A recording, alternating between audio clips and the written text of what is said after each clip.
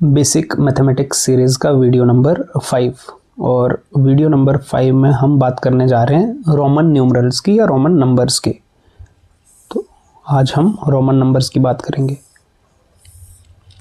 पीछे के 4 वीडियोस में हमने क्या बात की है? हमने बात की है नंबर सिस्टम की, उसके टाइप्स की बात की है, मल्टीपल्स एंड फैक्टर्स हो गए, प्राइम फैक्टराइजेशन हो गया, ठीक है, प्लेस वैल्यू, फेस वैल्यू हो गया। इन सब के हमने क्वेश्चंस भी प्रैक्टिस किए। इम्प्रूवमेंट के लिए, लॉन्ग टर्म इम्प्रूवमेंट के लिए बेटर रहता है हमारे लिए कि अगर हम ज़ीरो से ही चीज़ें समझ रहे हैं तो हमें फिर कोर्स को एक स्ट्रक्चर्ड फॉर्मेट में ही समझना पड़ेगा। ठीक है, स्ट्रक्चर्ड फॉर्मेट का मतलब है कि हमें उसकी सीक्वेंस का भी थोड़ा ध्यान रखना पड़ेगा। और अगर हमें बेसिक्स आते हैं, हम जस्ट कॉन्सेप्ट्स को थोड़ा और क्लियर और शार्प करने के लिए पढ़ रहे हैं तो हम रैंडमली कहीं से भी पढ़ेंगे तो हमें समझ आएगा। लेकिन अगर हम ज़ीरो से शुरुआत कर रहे हैं तो फिर हमें एक स्ट्रक्चर्ड फॉर्मेट में वीडियो नंबर 1, 2, 3, 4, 5 इस सीक्वेंस में चलेंगे तो ज़्यादा बेनिफिट मिलेगा। तो रोमन नंबर्स जो होते हैं, इससे भी हमारे बहुत सारे कॉम्पिटिटिव एग्ज़ाम्स में या स्कूल में भी कई बार क्लासेस में हम इनको सीखते हैं, और कॉम्पिटिटिव एग्ज़ाम्स में भी बहुत सारे 1-2 क्वेश्चन हमारा आता रहता है। ठीक है, 2 मेजर चीज़ें होती हैं इसमें। क्या? एक तो हमारे पास कोई डिजिट है।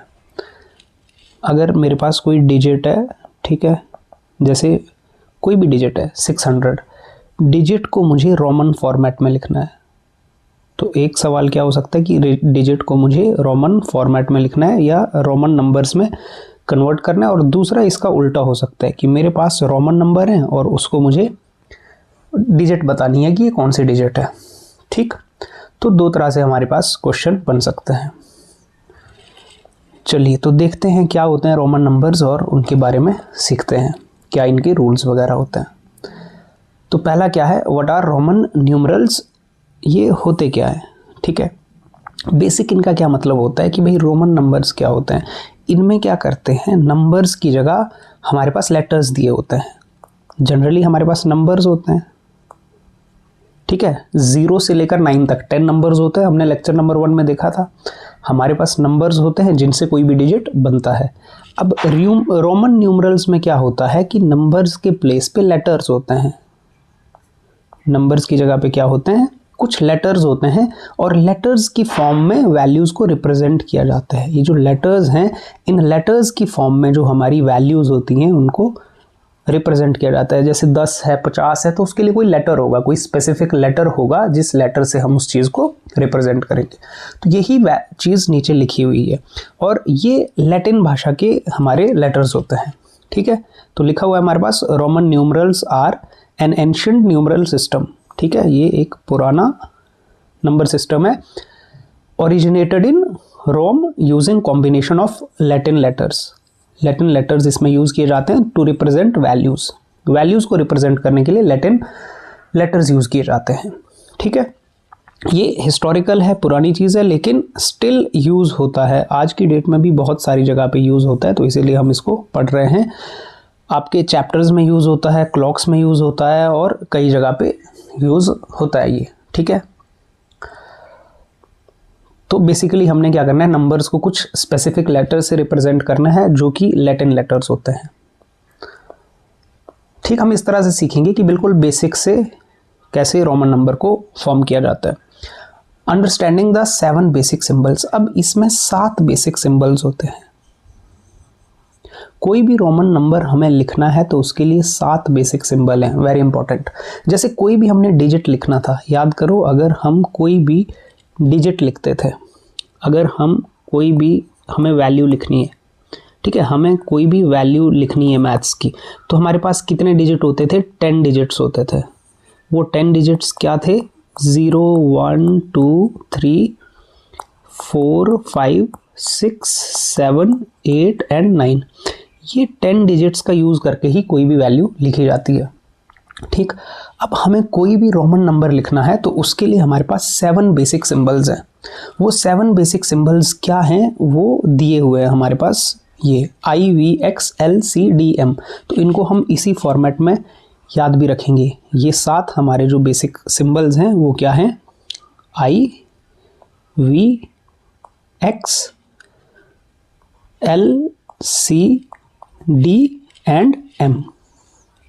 ठीक है, ये 7 बेसिक सिंबल्स हैं जो हमको याद रखने हैं, और इनको अगर हम याद रखेंगे तो हमारे लिए ये नंबर लिखना फिर आगे हमें रूल समझ आएंगे, आसान हो जाएगा। I रिप्रेजेंट करता है 1 को। I का क्या मतलब है? I रिप्रेजेंट करता है 1 को, V रिप्रेजेंट करता है 5 को, X रिप्रेजेंट करता है 10 को, L रिप्रेजेंट करता है 50 को, C रिप्रेजेंट करता है 100 को, D रिप्रेजेंट करता है 500 को, M रिप्रेजेंट करता है 1000 को।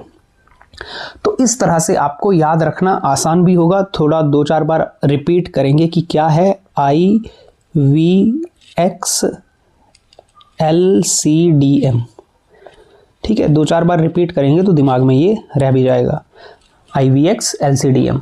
ठीक है, तो कौन कौन से डिजिट्स होते हैं? 1, 5, 10, 50, 100, 500 और 1000।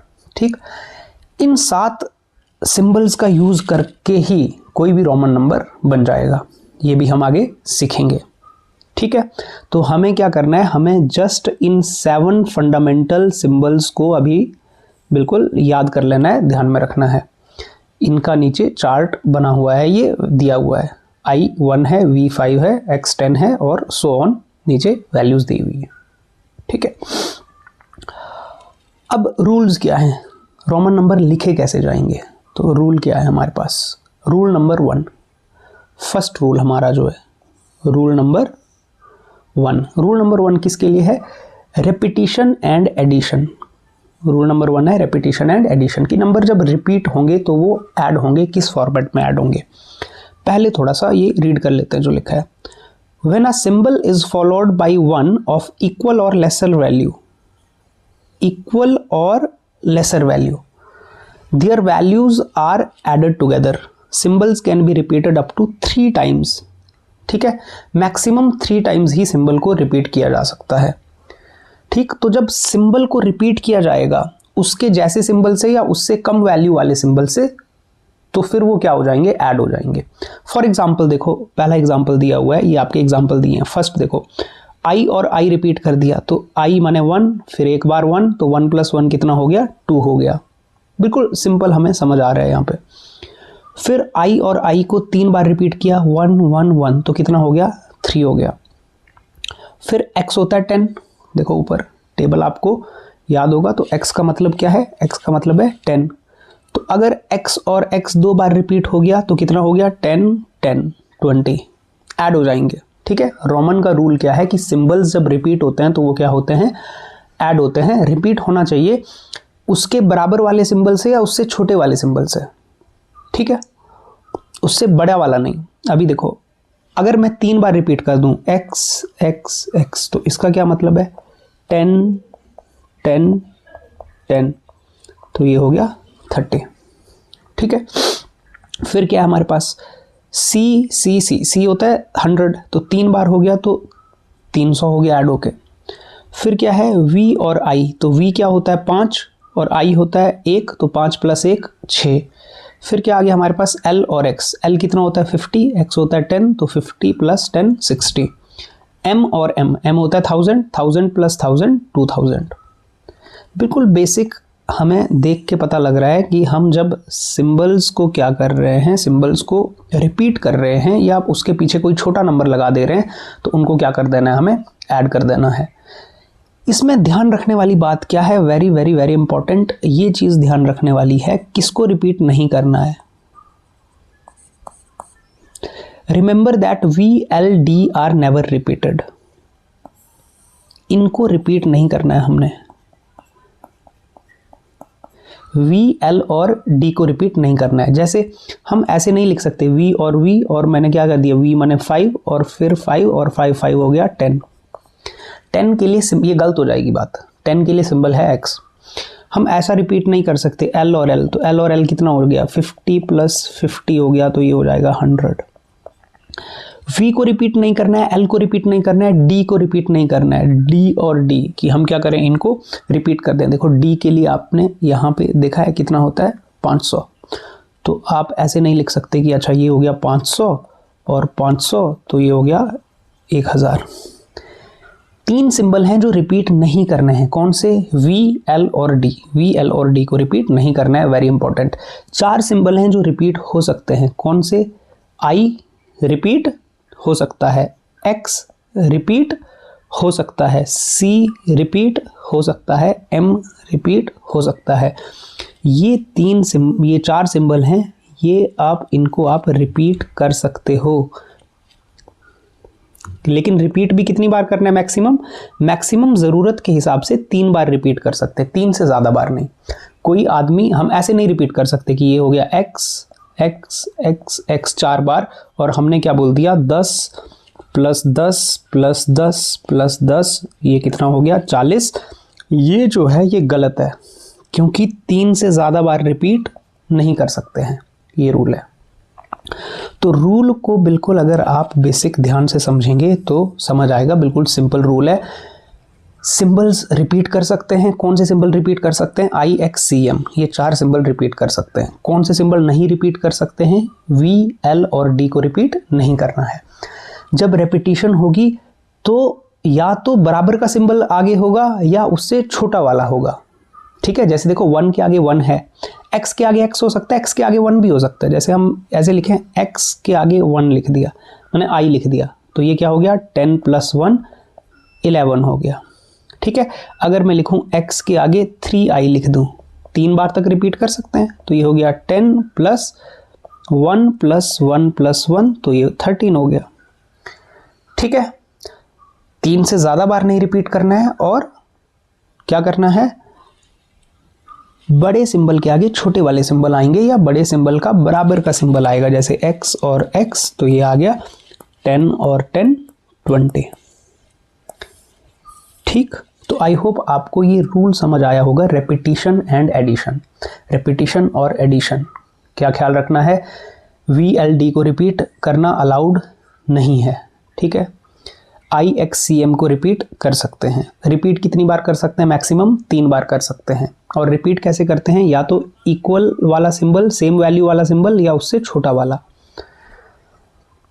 फिर नेक्स्ट आता है हमारे पास की रूल 2, रूल नंबर 2 जो हमारा है। रूल नंबर 2 है हमारा सब्ट्रैक्शन प्रिंसिपल। अब सब्ट्रैक्ट कैसे करेंगे तो पहले रीड कर लेते हैं। A symbol placed before another symbol of greater value subtracts its value from the larger symbol। तो क्या बोल रहा है? A symbल placed before another symbol of greater value, बड़े सिंबल के पीछे होना चाहिए छोटा सिंबल, ठीक है। बड़े सिंबल के पीछे क्या होना चाहिए? छोटा सिंबल। अभी इसको एग्जाम्पल के थ्रू समझेंगे तो सब्ट्रैक्शन करेंगे, ठीक।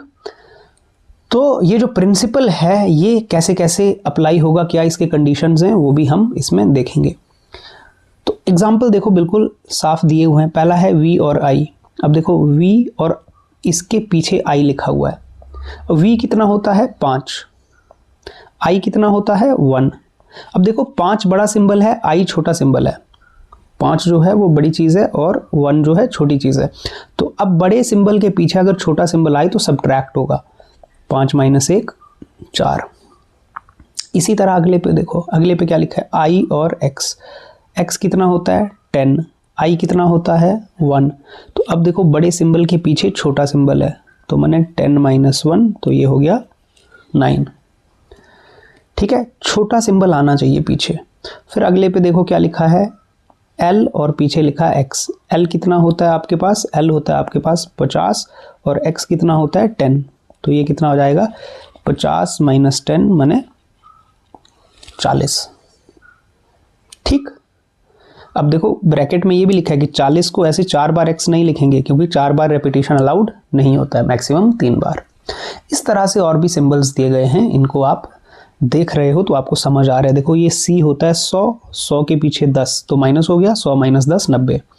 d होता है 500 और c होता है 100, तो 500 और पीछे 100 तो 400 हो गया, ठीक है। छोटा वाला जो सिंबल होगा, छोटा वाला जो लेटर होगा, अगर वो आगे आ जाए शुरू में तो वो फिर सब्ट्रैक्ट होगा बड़े वाले से, ठीक है।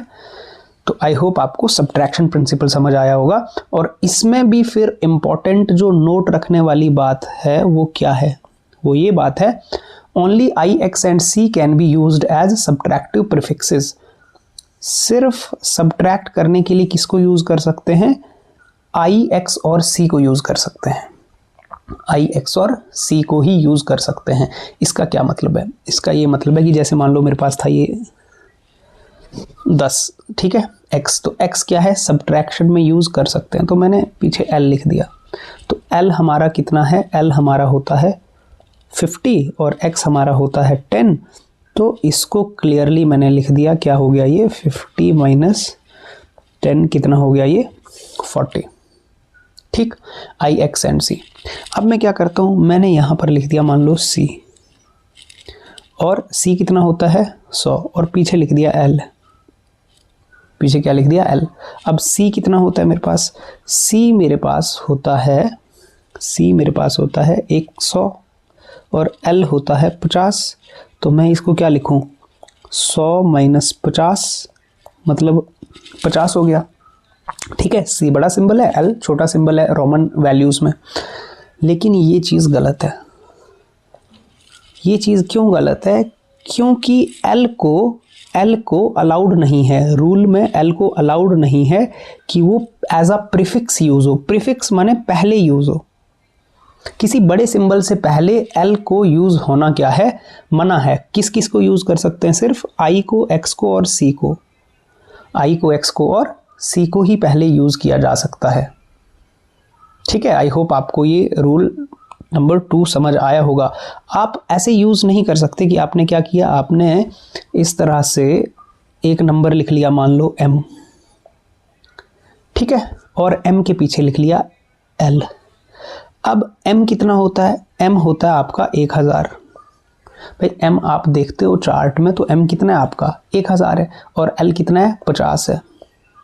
तो m आ गया आपका 1000 और l आ गया आपका 50। तो आपने बोला अच्छा बड़े सिंबल के पीछे शुरुआत में छोटा सिंबल है, तो छोटे सिंबल को सब्ट्रैक्ट करोगे तो ये 950 हो गया। लेकिन ये चीज़ भी हमारी गलत होगी। क्यों गलत होगी? क्योंकि l जो है वो प्रीफिक्स माने शुरुआत में पहले पे, l को बड़े सिंबल के पहले अलाउड नहीं है। किसको अलाउड है? सिर्फ i, x और c को। ठीक, तो ये जो नोट लिखाए गए हैं इनको ध्यान रखोगे तो ही करेक्ट रोमन जो न्यूमरल है या रोमन नंबर जो है आप बना पाओगे, जब आप इसको ध्यान में रखोगे। और प्रैक्टिस करनी पड़ेगी, प्रैक्टिस करेंगे तो ही, क्योंकि बहुत सिंपल कॉन्सेप्ट है, रूल्स याद रखने, और कोई क्वेश्चन आता है तो डायरेक्टली फिर किया जा सकता है। ठीक है, अब फिर क्या है की रूल नंबर 3। रूल नंबर 3 है हमारे पास। क्या रूल है? The order of symbols. The order of symbols क्या है, पहले हम रीड कर लेते हैं। Roman numerals are typically read from left to right. इनको लेफ्ट टू राइट पढ़ेंगे। ये होता है लेफ्ट, ये होता है राइट, तो लेफ्ट से राइट की तरफ इनको रीड करेंगे। With values generally decreasing. Value decrease करती है, माने पहले बड़े सिंबल आते हैं, फिर छोटे, फिर छोटे, फिर छोटे। ठीक है। However, the subtraction rule means you must always consider the relationship between adjacent symbols. तो subtraction rule का भी ध्यान रखना है। एग्जाम्पल करेंगे तो समझ आएगा क्या मतलब है। 3 स्टेप हैं। एक तो लार्जेस्ट टू स्मॉलेस्ट चलेगा, मैंने बोला इधर से लेफ्ट से राइट की तरफ लार्जेस्ट टू स्मॉलेस्ट चलेगा ये। ठीक है, जैसे आपके पास एग्जाम्पल दिया हुआ है, देखो LXIV, तो आपने लिखा LXIV।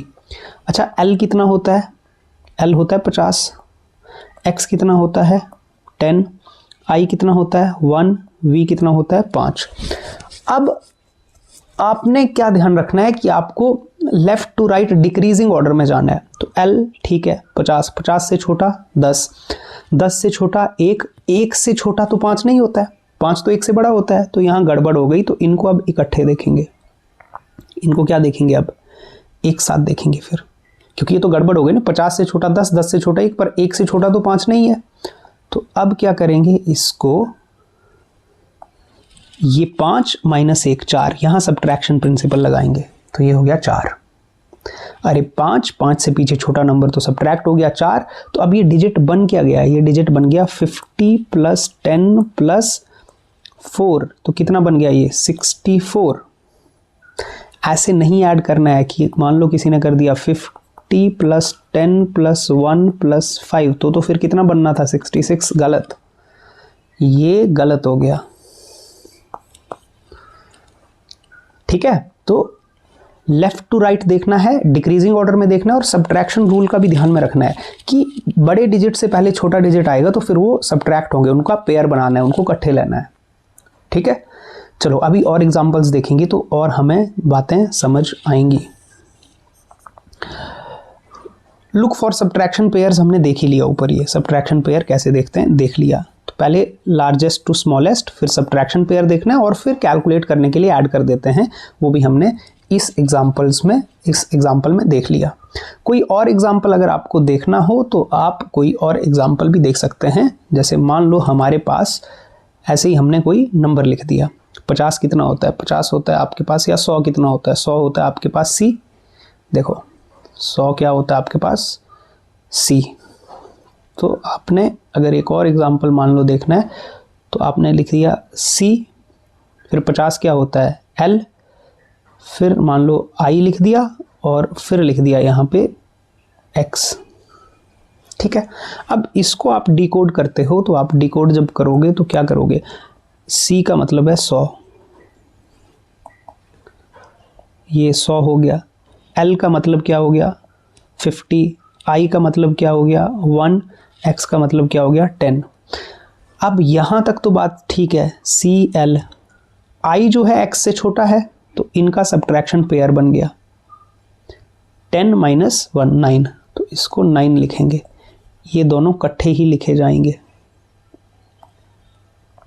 ठीक है, ये दोनों अब क्या किए जाएंगे, इकट्ठे लिखे जाएंगे, और इसका मतलब हो गया 10 माइनस 1 9।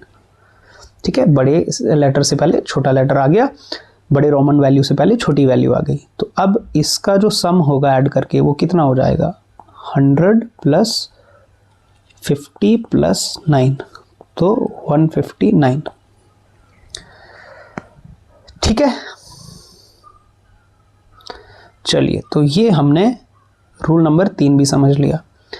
इसके बाद है हमारे पास एग्जाम्पल है राइटिंग लार्जर रोमन नंबर्स, की लार्ज रोमन नंबर्स को कैसे लिखा जाता है। अब लार्ज रोमन नंबर हम लिखते हैं, जैसे हमारे पास एग्जाम्पल दिया है 1994, तो ये हमारे पास एग्जाम्पल है 1994। इसको हमने रोमन डिजिट में लिखना है, रोमन वैल्यू में लिखना है। पहले इसको ना ब्रेक करना है हमने, जब हमने प्लेस वैल्यू पढ़ी है ना, प्लेस वैल्यू के अकॉर्डिंग आप ब्रेक करो।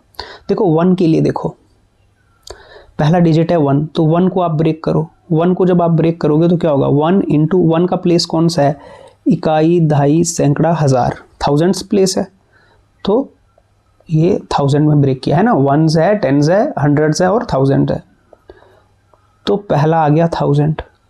फिर सेकंड जो डिजिट है आपका वो क्या है 9, अगला डिजिट 9, 9 का प्लेस कौन सा है 1 10 100, तो ये आ गया 900। फिर थर्ड जो है फिर से 9 है और वो 10s प्लेस पे है, और फोर्थ जो है वो 4 है और वो 1s प्लेस पे है। तो आपने क्या कर दिया, 1994 को ब्रेक कर दिया। देखो इनका सम यही होगा भाई, इनको अगर आप ऐड कर दोगे तो ये यही है। ठीक है, इन सबको ऐड कर दिया नीचे को, तो ये वही चीज़ है, ब्रेक करके लिख दिया। अब आप 1000 को कैसे लिखते हो, 1000 को आप लिखते हो m। आप अब 900 को क्या लिखोगे भाई, 900 को क्या लिखोगे आप, देखो 1000 होता है m, 1000 में से 100 घटाना है माने c, तो 900 को कैसे लिखोगे, ये आ गया 1000 और 1000 में से 100 घटाना है। ठीक है, तो हो गया 900। भाई 900 तो ऐसे ही लिखेंगे ना, 1000 माइनस 100, ये होता है 1000 और ये होता है 100। फिर 90 है, 90 को कैसे लिखेंगे, 100 में से 10 घटाना है, 100 क्या होता है c, देखो 100 होता है हमारा c, उसमें से 10 घटाना है, 10 क्या होता है x। ठीक है, 4 कैसे लिखते हैं, 4 तो हमें पता है ये 5 है, 5 में से 1 घटाना है i। ठीक, तो अब रोमन में तो क्या करते हैं, जुड़ जाते हैं डिजिट, तो बस इनको हमने जोड़ देना है, इनको हम जोड़ देते हैं, तो ये क्या बन गया m cm xc iv। ठीक है, तो इनको हमने जोड़ दिया। ठीक, ये जोड़ दिया हमने इनको।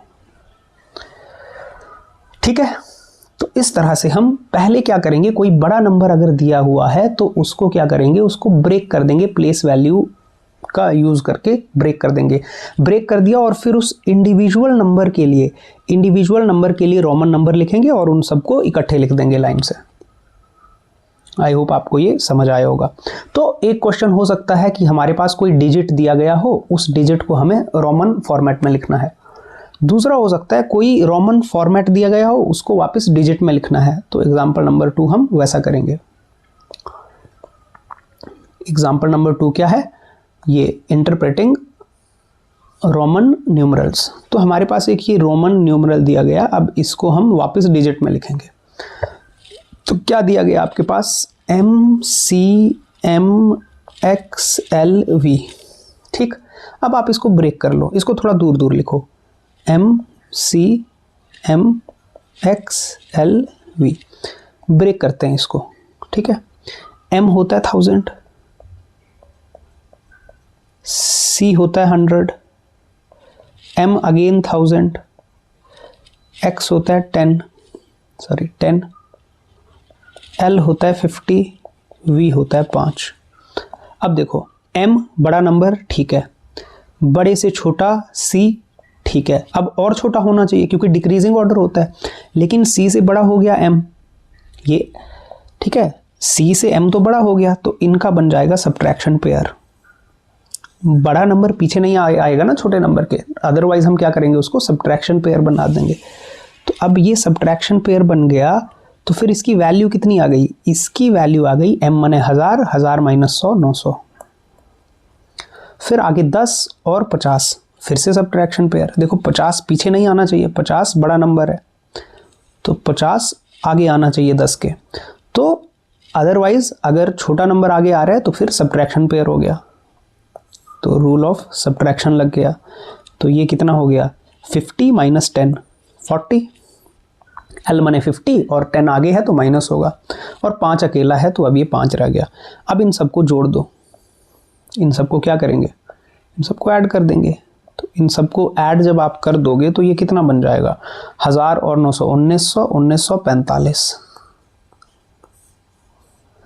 ठीक है, हालांकि ब्रेक डाउन करके यहाँ पे समझाया भी गया है, साइड में 4 स्टेप्स आपके दिए गए हैं, आप यहाँ से भी देख सकते हैं, और हमने उसको ब्रेक करके समझ भी लिया। ठीक है, फिर आपके लिए कुछ ट्राई योरसेल्फ है यहाँ पे। ये ट्राई योरसेल्फ पहला क्वेश्चन है, 2026 को आपने रोमन में लिखना है। ठीक है, रोमन में आपने इसको लिखना है 2026 को, हिंट भी दिया गया है। और दूसरा क्या है, आपके पास एक ये लेटर फॉर्मेट में दिया गया है, रोमन फॉर्मेट में, इसको भी आपने क्या करना है, इसको आपने डिजिट फॉर्म में लिखना है। ठीक है, तो आप इनको ट्राई कर सकते हैं।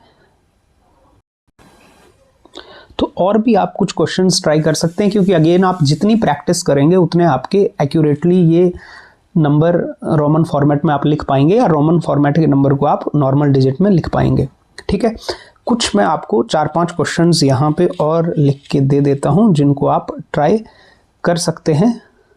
ठीक है, क्या आप ट्राई कर सकते हैं, यहाँ पे ये जो नंबर्स मैं लिख रहा हूँ, इन नंबर्स को आपने रोमन फॉर्मेट में लिखना है। जैसे आपके पास पहला है 78, 78 को रोमन फॉर्मेट में क्या लिखेंगे हम। ठीक है, आप इनको ट्राई कर सकते हो। जैसे 246 है, इसको रोमन फॉर्मेट में क्या बनेगा ये। जैसे तीसरा है आपके पास 399, ये रोमन फॉर्मेट में क्या बनेगा। ठीक है, चौथा है आपके पास जैसे 1054, ये रोमन फॉर्मेट में क्या बनेगा। फिर आपके पास पांचवा है जैसे 999, ये रोमन फॉर्मेट में क्या होगा। ठीक है, इनको आपने लिखना है रोमन फॉर्मेट में, और दूसरे ऑर्डर से आपने रोमन फॉर्मेट को नॉर्मल डिजिट में लिखना है। तो यहाँ पर भी कुछ मैं 5 क्वेश्चन लिख देता हूँ। पहला है XLIV, इसके लिए डिजिटल फॉर्मेट क्या होगा, नॉर्मल डिजिट क्या होगा। अगला है DCCLIX। फिर नेक्स्ट है मेरे पास MCDIII।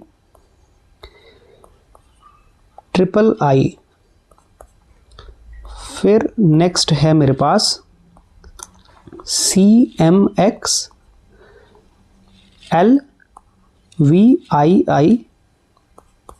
फिर नेक्स्ट है मेरे पास MMDCLXXIV।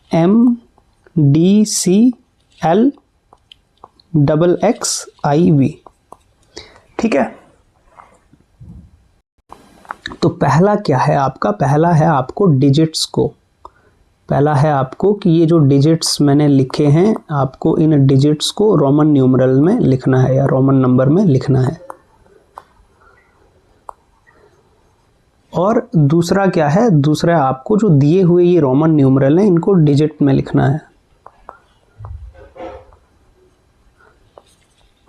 ये प्रैक्टिस के लिए, और भी आप कितने भी क्वेश्चन कोई रैंडम नंबर मान के उसको प्रैक्टिस करो और उसको आप चेक कर सकते हो, क्योंकि जितनी प्रैक्टिस करेंगे उतनी ही आपकी एक्यूरेसी आती जाएगी इन नंबर्स को कन्वर्ट करने के लिए।